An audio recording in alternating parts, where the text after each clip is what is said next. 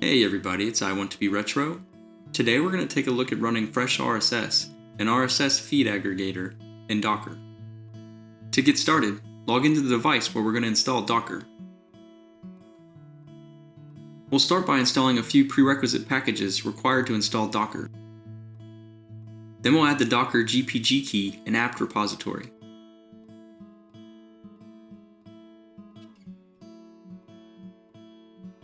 Now using apt install, we'll install Docker, Docker Compose, and Containerd.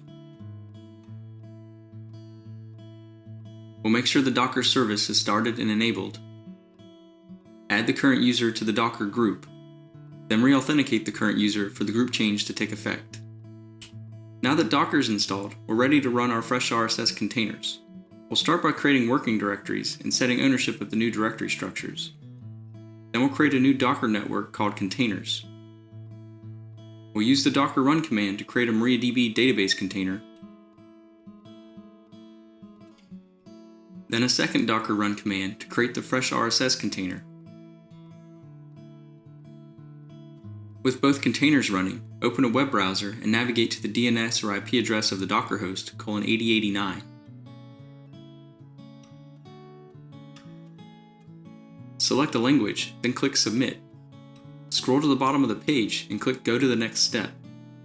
Select MySQL from the Type of Database dropdown.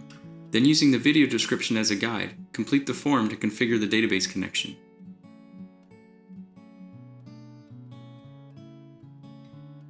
Create a user by entering a username and password, then click Submit. And finally, click the Complete Installation button. Log in using the username and password we just created. Welcome to FreshRSS, running containerized in Docker. To enable the dark theme, click the Settings cog, then Display. Using the arrows, navigate through the available themes. Once you find one you like, scroll to the bottom and click Submit to save the change.